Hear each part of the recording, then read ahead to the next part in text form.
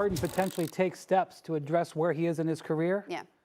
I haven't seen that from Russell Westbrook. I haven't seen it. And the new coaching staff in LA, led by Darvin Ham, is attempting to set some parameters for Westbrook. One of his big complaints, I got to tell you, when you go back and look at the things that Russ said the day after the season ended, his exit interview this year, people gave Doc Rivers a lot of flack for what he said about Ben Simmons the year before and that sort of exit interview, and it was used against him for months. That was a rational statement that Doc made. Some of the things that Russ was saying, in my view, were irrational. And to listen to those comments where he was blaming everybody for his failures, like I would not have believed that the Lakers could possibly bring him back. Not only did he blame everybody else, he took direct shots at LeBron and Anthony Davis. I mean, he shivved Frank Vogel, but everybody knew Vogel was gone. He shivved these teammates. So they're trying to bring him back and convince him to change. When I just heard him say a couple of months ago, it's not me that's got to change, you got to change. So to me, I think what the coaches are doing with Westbrook is saying, okay, here's the new rules. Follow these rules, and you can have a role. If you don't follow those rules, to the bench, or worse, to home. So I'm going to give Westbrook the benefit of the doubt, and we're going to see what he shows up in doing. But they came in, the first thing Darvin Ham said when he sat down there was like, Russ, here's what you're going to do. You're going to play defense. You're going to sacrifice. He said it for him. So to me, Westbrook hasn't shown any sign of conciliation. Harden, especially if he takes this contract, is showing me some signs of reconciliation. So, and not only that, Harden is younger, and even though he's not in the greatest shape, he's a much more dynamic player. I'd much rather have Harden, especially a guy who's willing to help me build my team.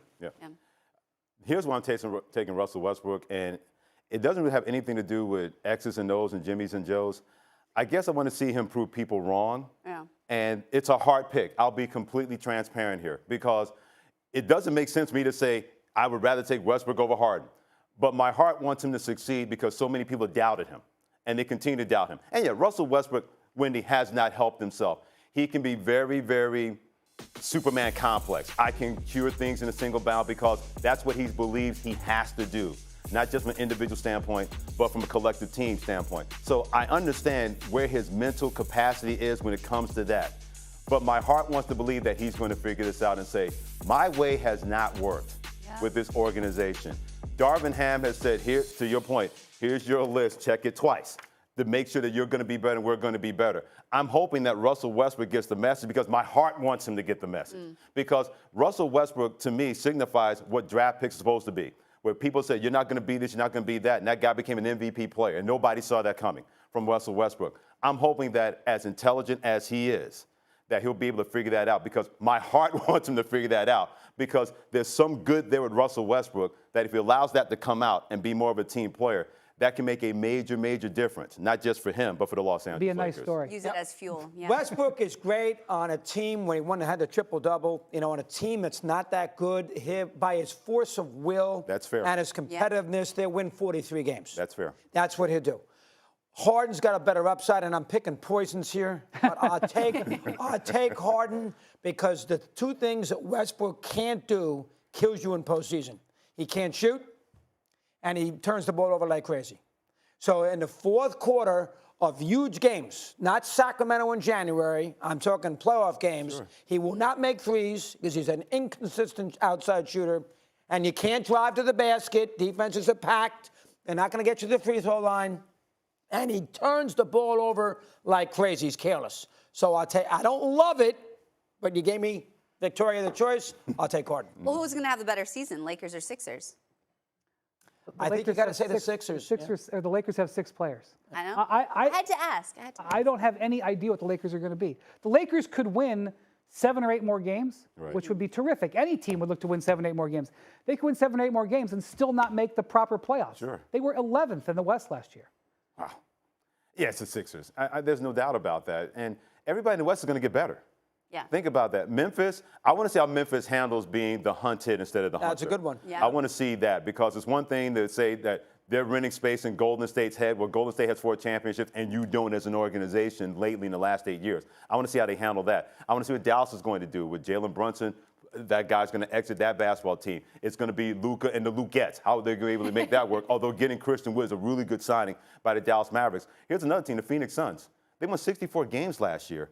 Nobody's talking about them in terms of being a contender in the Western Conference. That's how deep the Western Conference. You go from a 64-win team to maybe a team that no one's talking about that can still make the playoffs. I want to see how that's going to work. Philadelphia, on the other side, at least they've been in the playoffs. They have a pedigree to know, okay, we know what has to work. And I wonder how much of this, gentleman and lady, how much can this be put on Doc Rivers? Because we can say James Harden this, Joel Embiid that, Maurice Thybulle, Tyrese Maxey. Doc Rivers has got to be better in the playoffs lately than what we've seen. Yeah. He's got to be better coaching and making adjustments in the playoffs than what we've seen. But at least they've been there. On the other side, when it comes to the Lakers and everybody else in the West, that's going to be tough. Don't forget Murray back with Denver. Jamal Murray, Michael Porter Jr., if his back great. is not an issue, and Michael Malone can coach. Yeah, he can coach and Murray's a great player. Yep. Well, speaking of adjustments, let's talk about the Knicks, shall we? Because we the have New York to. Knicks, I mean, we're going to have to. The New York Knicks cleared up $19 million in salary cap space and are now able to make an overwhelming You know, he's never been great in postseason scenarios anyway, where he's the same. You know, he's never been great. I've always thought he's a little overrated. Hey, wait, Van Gundy tells me he's better than Jerry West. Jeff, he's not better than Jerry West. I'm sorry. Don't go. I don't care what he does. I love when you start talking about guys from the 60s and 70s. I love it. This is the first chance out. There you go. You haven't heard me do this yet, have you? Oh, yeah, I have. I can't wait for chapter 2. I want to hear this. It's coming. It's coming. The show is young. You know, I kind of feel the same way with Harden I do with Kyrie. If there's ever an off season where he's not going to go to Vegas and he's going to realize, you know what, I'm going to work on my game 6-7 hours a day, get myself in primo shape, and really play with Embiid 70 games, this is the year. He played awful, except for the one game. He played awful against the Heat in the postseason last year. He was terrible in the last 2 games, got booed out of the arena, although I was in Ireland, I didn't hear it, but I listened to you. They told me they booed him out of the arena. So as a result of that, you would think that light a little fire under him. I know he's a little different. You know him better than me. I would think this year he'd give you a pretty good effort, so I'll say the ceiling for the Sixers is a little higher than normal. Yeah. In the next couple days, we could have a changing of the way James Harden is viewed in Philadelphia. Okay. The Sixers are operating right now like they're about to have some salary flexibility. And it looks like they're going to try to sign P.J. Tucker. The only way they can do that is if they trade a player, which I don't see, or if James Harden is ready to take a pay cut off of this $47 million right now. Now, it doesn't have to happen this way, but James Harden could be on the verge of opting out of his contract and not only not taking a max, but lowering his salary this year to open up space to add a player. And so this is a guy who demanded out of Houston, demanded out of Brooklyn. His first order of business when he got to Philadelphia was to say, I know you want me to pick up this option so that we know that there's no drama next summer, but I'm actually not going to pick it up. I know that I said I was going to pick it up, but I'm not going to pick it up. Imagine your first order of business with a team that's just stuck their neck out to trade for you is to kind of go back on the word that you already made.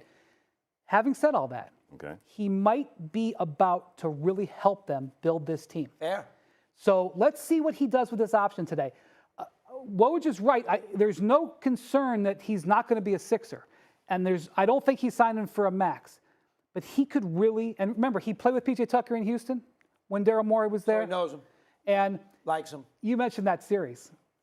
2 years ago, Milwaukee with P.J. Tucker plays Miami. They lose. Miami loses. They go, boy, we'd really like to have that P.J. Tucker guy. Last year, Philly plays Miami with P.J. Tucker. Yeah.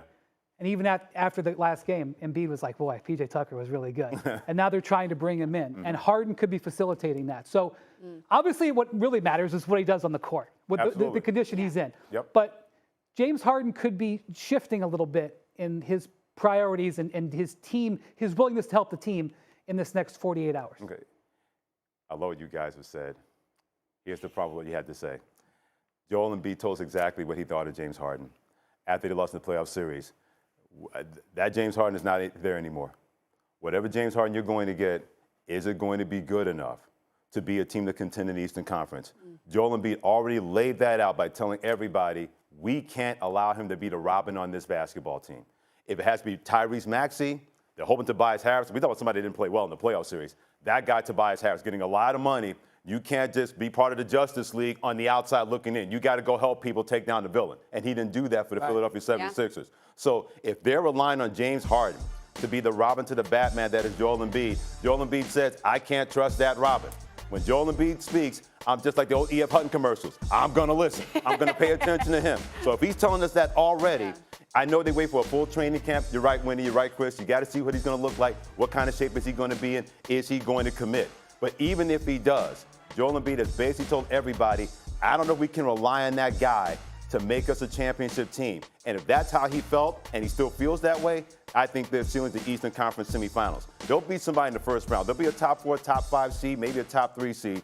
But once they get past the second round, you're going to run into maybe a Brooklyn, maybe Milwaukee, maybe Miami, or maybe a Boston. I'll trust those 4 teams because, like you said, Chris, in the playoffs, as great as James Harden has been in the playoffs, he's less than wonderful. He allowed a Houston Rockets team in a Game 6 where Steph Curry went 0 for the first half, and they lost that game at home. And that has continued in his playoff career.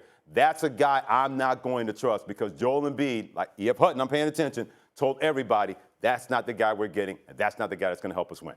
Well, hopefully Embiid did that as a little motivating scenario. I hope so. If I was James Harden and I'm as good as I'm supposed to be, and I got the center of my team saying that, I'm going to pay attention. You should. And I'm going to say, I'll prove him wrong. And so maybe Embiid's trying to play a little coach thing. I don't know if that's the case. That's fair. But if he does that, if Harden it's fascinating. If Harden and Irving do what they should do and realize they embarrassed their franchises last year, they put their stars in harm's way, Durant and Embiid, and take this summer to stay out of the news, get themselves in shape, and make a commitment to basketball, both teams could be very, very good. No doubt. It's a wonderful story. It's probably not going to happen. It's a great little fantasy It's a wonderful life, like the movie. We'll see. It's a wonderful life. Well, James Harden and Russell Westbrook are both looking to bounce back after having down seasons by their standards, and they both averaged their lowest points since their years as Thunder teammates, with Westbrook failing to reach 20 points per game. Harden was better in each major category besides field goal percentage. Would you rather have Russ or Harden on your team? Wendy, I'm going to start with you. Well, I'm seeing